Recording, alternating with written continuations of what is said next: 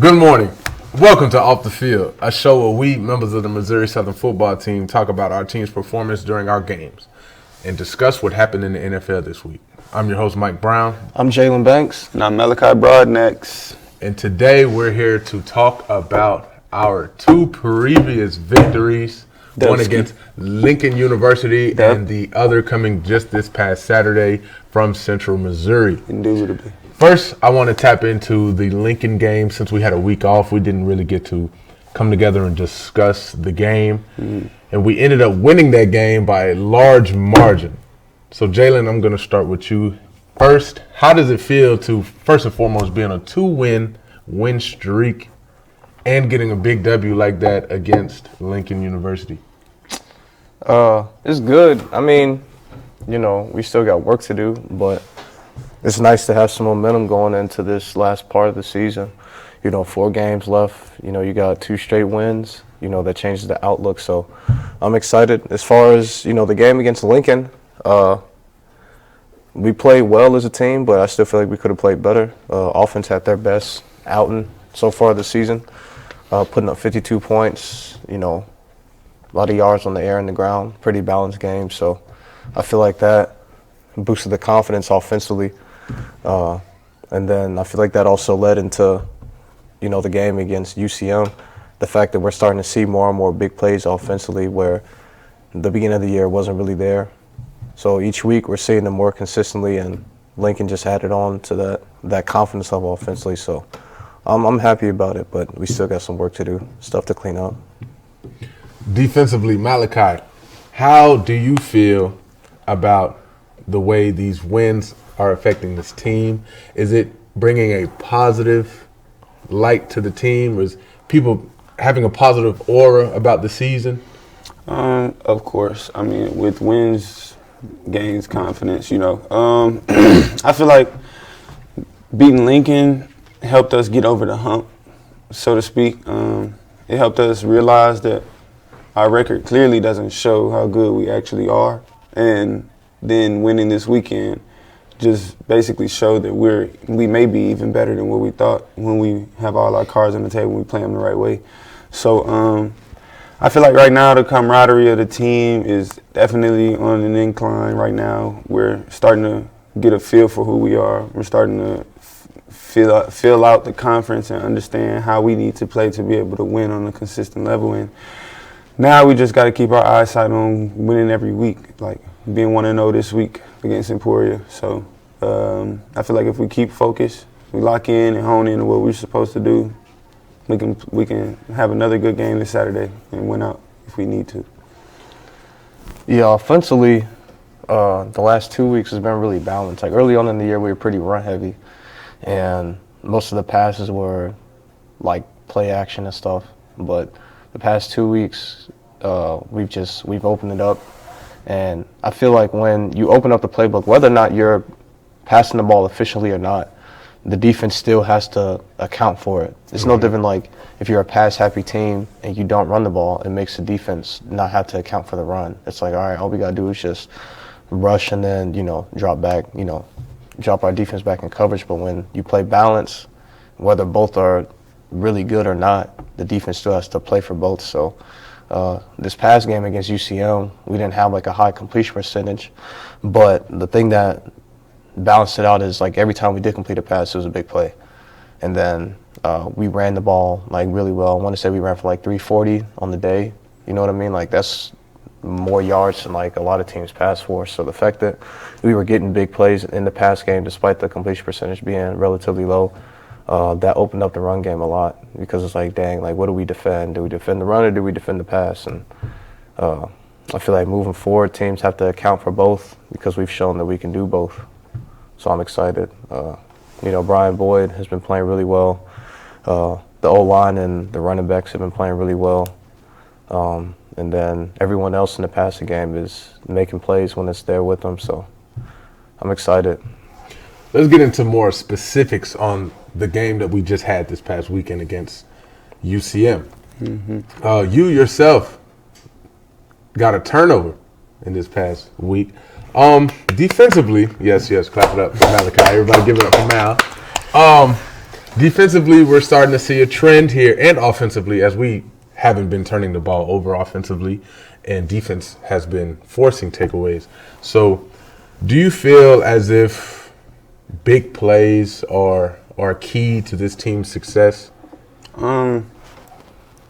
Yes and no. Yes, because big plays are what creates momentum, and that's how you win the game, of course, essentially. And also, big plays are needed to gain confidence, of course. Those are the things everybody knows. But I feel like it's just more so our defense is understanding their job from more than just a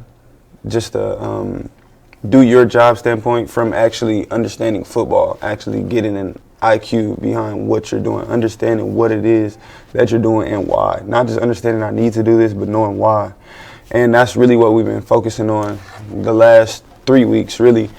We just focus on understanding why you're doing this, because when you know why you're doing something, then it creates the need for you to understand what it is you're doing. Like, okay, I know that I need to play this man this way because I have help over the top. If I don't do that, then it'll create this void. Now that we're beginning to understand that and kind of mold ourselves into doing that specifically, it's helped us be consistent. But, we still have a lot of things we need to work on. But, like thinking about this week, we gave up 14 points early, really early. Their first 2 possessions, and they were like that. It was quick. And one of the main things were just our scramble drill. We got a little lax in our scramble drill. We turned somebody loose on both plays, and they capitalized off of it, which we understood, and we knew that we didn't necessarily get on our heels or anything. It was just kind of we had to bolt down, lock in, and start focusing on what we needed to do from there on out to get us out of that hole that we put ourselves in, which the offense definitely helped us, because them putting up points back to back right after them. Right, I thought it was a shootout. Yeah, so that showed right there that they can handle their job. And once we realized that, okay, they're playing ball, we got to step it up. So we started to step it up from there, and I don't know. It was just more so. We just needed to lock in. The game came, it hit fast. And games like that, that's when you want to, all right, get your defense under control. Hey, look, it's just the first quarter. We got 4 quarters of this game, 60 minutes in this game. We don't need to get ahead of ourselves, try to make big plays. The big plays are going to come, which we've seen that they did eventually throughout the game, not in one quarter, not in one moment. We didn't score 14 points right back on them. It took time. It took stops on defense and moving the ball on offense. So. One of the big inconsistencies with this team, and one of the big, critical points, are penalties. Week after week, that has been a trend for the Missouri Southern football team. So, Jalen, I'm going to take this question to you. How would you address the penalty problem? What does Missouri Southern need to focus on in order to minimize our penalties? The biggest thing is like the unsportsmanlike stuff that goes on, like the after the play stuff. And my thing is, it's like, if you don't correct it in practice, then obviously it's going to happen in the game. So if every play in practice it's extracurriculars, talking trash, or cheap shots afterwards, I'm not saying don't compete, but if that's what you're doing Monday through Friday, it's not as if you're just going to stop come Saturday. So as far as the extracurriculars after a play, it's just got to be addressed in practice more. Not so much like punishment, but like as a coach, if you see it, be like, hey, come on, let's go, next play. We got stuff to do. So we had like 2 or 3 unsportsmanlike, penalties, like taunting or something after the play. And, it's just got to get addressed in practice so that the habit doesn't continue on Saturdays. I want to speak on that. I ain't going to lie. One thing I disdain about that rule is I think we spoke on this early, maybe one of our first or second episodes, but it's just the football that's being taken out of football. And I want to speak on a specific play is when Ian McSwain made the play coming from the post, and he hit the guy with every bit of shoulder and right across his chest, forced the incompletion, and they threw the targeting flag, which I know anytime targeting is borderline, they're going to throw the flag. That's fine. But that was clearly across the chest hit with all shoulder. Like, everybody's seen it. The ref was standing right there that threw the flag, and I'm standing right there in front of the play. But I feel like that penalty has been – I feel like the referees are overdoing that penalty. I don't want to say that they're not making the game safe or they're making it too safe. There's no such thing as too safe, but there is a point where this call gets overbearing. Like, it takes away from the football game for one, but not that we just want to see people get killed, hit, and rammed all day during football. No, but some plays are just football plays. Some plays are just made out of instinct, and you can't control it. I don't think that should have been a penalty, first of all, but we had 2 penalties that were unsportsmanlike, that were basically football plays that were called. They gave us 15. What was the other one? The other one was on Gerard Alton, and he got the call being out of bounds. They called it unsportsmanlike conduct, but the problem was they were already latched onto each other in bounds. As they're going out of bounds, he shoves the stiff arm.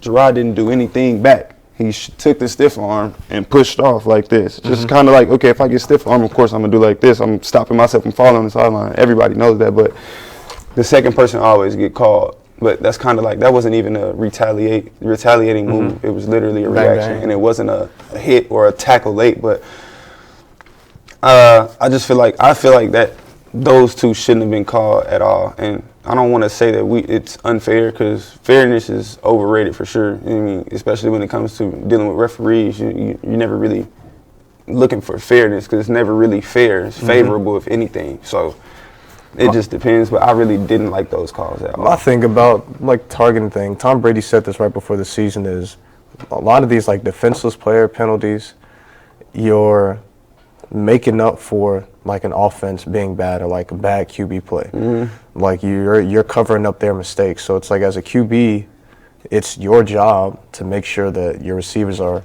safe, that they're in the right position. You look at the play, the QB stares down the wheel route, and he lofts the ball up. That's on the quarterback. Like, that's not on the defender. The defender has to do his job. So you're chucking a ball up late to a defender with the safety over the top. Like, what do you think is going to happen? Like, that's on him more so than the defender.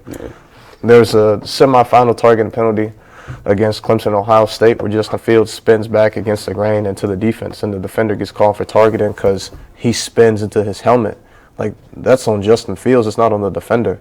You're never supposed to go back against the grain when, the defense is pursuing like that. Sometimes people get lucky and they can get all the way back, but, growing up, it's north and south, like, not all that east and west stuff. So I think offensively across the nation, like high school, college, NFL, offensive players got to be better. It's not on the defense for us to be safe. It's on us to be safe. Yeah. Recapping our weekend, a first time in 8-year victory for Missouri Southern, and we are on a 2-game win streak for the season, 3-4. Guys, I just want to open up the table here. So what do you believe our identity is as a football team? Are we a tough defense team? Are we a pass first, run second, run heavy? What is Missouri Southern's identity? How would you define what Missouri Southern football is? I would say a tough team, like, in general, in terms of, like, grit. One thing that I can generally say, and I haven't been a part of too many teams like this, like, regardless of what the score is, regardless of the circumstance, like, both sides of the ball play really, all three phases of the team, like, play really hard. Offense will fight to the end, special teams will fight to the end, defense will definitely fight to the end, and that's rare. Like, one thing that you saw against UCM, like, how deflated they were whenever something bad would happen. Like, I don't think there's been a time where I've seen like the team waver regardless of the circumstance. Like, even the Fort Hays game when we got down by a lot, we came out in the second half as a team and fought like until the clock hit 0. Even like the last drive, we were still sitting there trying to score even though we were down by 3 touchdowns. Like, that's just the identity of our team. Like, we're just a gritty team. And, you know, unfortunately we've had a few games that didn't go our way, but you can never question our effort for a second. Anything to add to that, Malachi? I don't have anything to You have add. no rebuttal Nah, for that? You with me on that one? I am. That's what I'm Yeah. saying. Like, I ain't got Yeah. much to say. Like, I agree. It's even playing field anytime, offense, defense, or special teams on the field. Like, I don't lose any confidence knowing, oh man, the offense about to go out there. No, like, I know for a fact they gonna do what they need to do when we need it, and we gonna do what we need to do when we need it. So I don't feel like we waver in any point in our game unless we're just not doing our job. It's always on us. In the MIAA, we all know that this is a tough conference to play in all of D2. And there seems to be some shakings in the rankings, teams winning that weren't supposed to be winning and teams losing that aren't supposed to be losing. So speaking on a postseason tip, I know it's a little early and I know we have 4 losses, but if we win out and things turn our way, we could be talking about a Missouri Southern playoff berth. We only need one more team to lose one game. One team lose one game and we're So do you take that with the rest of the season, or I ain't gonna lie, that was my mindset anyway. Every time we lost, I just checked it as okay. Now we got to win this many games to ensure we make the playoffs. All right, now we got to win this many games to ensure we make the playoffs. Right now, I mean, I just know we got to win out. I know people were talking about that Missouri Southern was in a kind of a rebuild state, especially after the loss of Coach Jeff Sims and the bringing in of Coach Atiba Bradley and his staff and regime, and people were already deeming us as a team that was young and rebuilding. But as we are in the middle of the season, playoff chances are looking a little bit better and better with each week. So, Jalen, what are your expectations for this year? my expectations for the year, well, obviously, like as a competitor, you expect to win out. But we got to focus on this week. We got Emporia, who is very similar to UCM, a high-powered offense with a defense that's struggled. Emporia, they've given up a ton of points every game besides their NSU game. So no different than how this week came down to offensively. We got to do our end on the offensive job. But we do know that their offense is high power. Like they do a lot of good things offensively. They spread the ball out. They got really wide splits to try to spread the defense out, so that opens up the run game where you get a light box.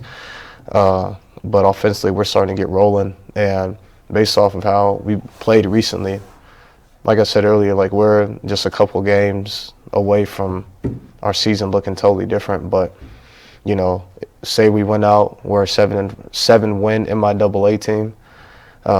You look at us as compared to a lot of the other conferences throughout the country, I feel like we'd be well prepared to go up against anybody, say we went out. I think we go through the gauntlet every week because we're playing teams that could compete basically against anyone at this level. We've got a few teams that could compete against, probably some FCS programs and things of that nature. So I think things are looking good for us as long as we're playing our football, but it starts with this week against Emporia. Moving on to the professional side of football, and this week in the NFL, we've had a controversial win for the Green Bay Packers against his favorite Chicago Bears, as he's went viral recently for stating that he owns the Chicago Bears after making the game-scrambling touchdown. Well, Malachi, I'm going to go to you on this one because I know these are your Bears. They know these are your Bears. How do you feel about this past week's loss? I feel disrespected, to say the least. First of all, Aaron Rodgers, you were my favorite quarterback in the league until this weekend. Wait. That's a contradiction in itself because the Chicago Bears and the Green Bay Packers are the oldest rivalry in the NFL since the day when the NFL started. These teams didn't like each other. You can't overlook talent. And that's a once in a generation talent. Hey, I don't know any other Bears fans that would say the same. You're not gonna get an Aaron Rodgers in the next 5-10 years in this league. Like you're not. Like Pat Mahomes. He's not the same. He's nowhere near. They're not Are you on the same serious? level. Are you serious? We're not even talking about the game. Hold on, You bro. didn't just say that. No, I know you don't agree with that. Do not. Don't question the statement. If you flip teams, Aaron Rodgers would have 7 Super Bowls right now. imagine what Aaron Rodgers is doing with Travis Kelce and Tyreek Hill. In that defense? Mecole In Hardman. that Scramble defense. as In that much. defense. In In that defense. 2000 In that defense. Yes. 2011. He won in 2012 with a inferior defense. Hold on. Inferior? Hold on. You can They check. had Hold on. Let me Hall of finish, bro. Famer. They had good players. They didn't have a good defense. Let me finish, bro. The Chiefs don't have neither.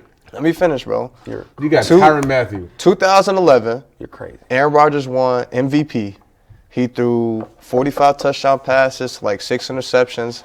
Best offense in the league. You want to know what their defense was rated that year when they went 15-1? What were they rated? 31 out of 32. The worst defense in the league that year was the New England Patriots. You put Aaron Rodgers on the Chiefs with those weapons, it's not Greg Jennings out there. It's Tyreek Hill. It's not Donald Driver and Jordy Nelson. Aaron It's- Rodgers has Devontae Adams. A 30-year-old He's looking Randall like Cobb. No, it's a Devontae 20-year-old Adams. Mecole Devontae Hardman. Adams is looking like the second coming Travis of Randy Kelce? Moss. Travis He's Kelce? looking like Randy Moss when Randy Moss hit his prime. He has Are you Devontae serious? Adams. Devontae and Adams an has only had- assembly of 30-year-olds. Assembly of 30-year-olds, Marquez Look. Valdez Scalding. Look, Scantling. man. Look, I man. said that's so wrong. Look, But bro. are you serious? I respect Devontae Adams and how he's played recently, but if you go look at the stats throughout his career, he's only cracked 1,000 yards twice in his career. And He's just not hitting his stride. He's been in the league since 2014. He's just now hitting his stride. Has he? You can't put a time limit on when somebody hits their stride. Hey, man. Devontae Adams is the best in The league. second coming of Randy Moss. sure. Randy Moss had 14 touchdowns as a rookie. As a bro. rookie, he peaked early. Devontae took a little He ain't no while to second develop. coming, man. He just Are him. you serious? He's Randy- just the best look at the receiver in the frame. league. He's not the second coming, bro. He's just him. He's the Yeah, best bro. I receiver wouldn't in the even say league. the best receiver in the league, though, to be honest. Now you're talking blasphemy. But How? There's nobody. who would you say is the best receiver? DeAndre Hopkins must He's have got retired. better hands, but he's not a better DeAndre Hopkins receiver. must have Oh retired. my gosh, He you're must have sick. retired. He run better routes than him. Yes! You're sick in the mind. Be quiet, bro. Be quiet. Just hush. Just We're going to hush. talk about the game now because we're getting in a whole I don't different think, topic. man. I don't think Focusing on the game. there was actually good games, bro. That game was pretty one-sided. No disrespect. It was. Yeah, Can we? it was. There were a couple The overtime. Cowboys. Wait, okay. I have a question. You want to talk about the Cowboys? Wait. Listen, let's go here. Yeah, we're gonna talk about the Cowboys. But I got a question. So I saw this on Twitter. Do y'all believe that Trayvon Diggs is the Jameis Winston of cornerbacks? That's a serious question, though. See, because there was a few times in this game where he got burnt. A couple of them, Dak didn't. They didn't see him. I said Dak. Mac. Yes, Mac Jones didn't catch the receiver open, and then a couple times he caught him open. Like he was burnt a few times, but then you have the fact that he gets a pick almost every week, so it overshadows. 665 games. Yeah, what you think I I'm think he got down seven. on him? He I'm got glad. seven. I'm glad he got so many interceptions. I'm not mad at him. Pretty sure he got 7, but I mean, It either don't way, even matter how many he has. He's had one for every game. That's the stat. And to further that, people are saying, yeah, he's got picks, but he's out there getting burnt as well. I'm asking how y'all feel about that. I feel as if he has as many picks as he does, and that's overshadowing the things that he does wrong. But the reason why he has so many picks is because people are throwing at him. Once they realize, oh, you got all these picks and da-da-da, they're going to stop throwing at you. They're going to stop targeting you. You're not going to get as many picks. You're not going to get as many stats. And then the times they do throw at you, like you said, when they catch him and he's burnt, only time will tell if his reputation will diminish or not. I mean, my thing with Trayvon, you I know, like Trayvon, though. I haven't seen much of him getting burnt this season other than yesterday. Yesterday could have just been a bad day. I Still got an interception. I remember Patrick Peterson gave up 300 yards to Julio, but at that time, That's Julio. But let me finish. Patrick Peterson had a bad day, but he was still Patrick Peterson. You know what I mean? So I'm not necessarily comparing Trayvon to Pat, but one bad game doesn't mean that you're not that dude. I don't disagree. If I'm being honest, he is good. I'm not gonna. It ain't no taking away from me. He's not bad, but I feel like he's being a little overhyped. He's getting overhyped. Yeah, there it is. That's the word. Like he's definitely overhyped at the moment, just because of. But what he's doing, you can't overlook what he's doing. Like there's not many rookies, if any, that has done anything. He in his second year. Close to. Oh, I'm sorry. Sophomore. That has done anything close to anything that he's doing at the time. Like this is a tough thing to ask of somebody to have 6 picks in 5 games. Yeah, that's very rare. So I'm not going to take anything away from that, and I'm not going to sit here and say, well, he gets burnt. Everybody gets burnt throughout games. Everybody gets you're going to get got. But the thing is for you to get more than you get got, like Marshawn Lynch said, and he's obviously doing what he needs to do more times than he's not. Are the Cowboys for real? The Cowboys are the Cowboys. We told you this Are the a couple Cowboys weeks back. Are they for real? When you tried to disrespect the Cowboys. The Cowboys are the Cowboys. They're as real as they want to be, and they're going to show them being the Cowboys later in the season. I agree with that. It's going to come. Whether that's a good thing or a bad thing, you think they're going to come down? Cowboys. They're going to come back down to earth? I think that they're going to be the Cowboys eventually. That's all I'm going to say. In that division, though? Yes. The division has never changed. It has nothing to do with the division. It's outside of the division that's their problem. All right, so you think they'll win the division, but as far as everybody else. Yes, they will win the division. That division who's their competition? You have the Cowboys, Eagles, weak Washington football team, and then the Giants. Washington football team, weak Giants team. An injured Giants team. Like, weak and injured. Well, thank you for joining us today on this episode of Off the Field. We done? Again, my name is they Mike put us Brown. out. This is Jalen Banks. We only paid for this 30 is minutes. Malachi Broadnax. Tune in next week as we recap our game against Emporia State, and join us for our next home game, October 30th. Indubitably. Show up. Don't be late.